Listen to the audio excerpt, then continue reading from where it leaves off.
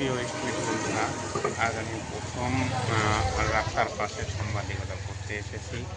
আপনারা দেখতে পাচ্ছেন রাস্তার পাশে কিন্তু এই দোকানটি অনেক সুন্দরভাবে কিন্তু সব পণ্য কিন্তু বিক্রয় করা হয়।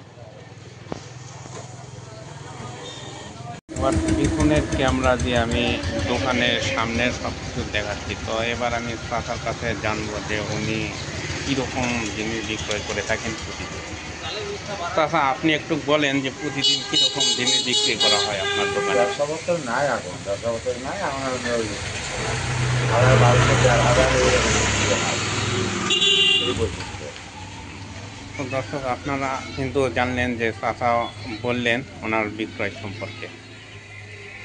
আপনারা দেখতে পাচ্ছেন আমি থাকাকালীনই কিন্তু এখানে একজন কাস্টমার আছে, তিনি কিন্তু বিক্রয় করার জন্য কাস্টমারদের সঙ্গে কথা বলতেছেন। কলা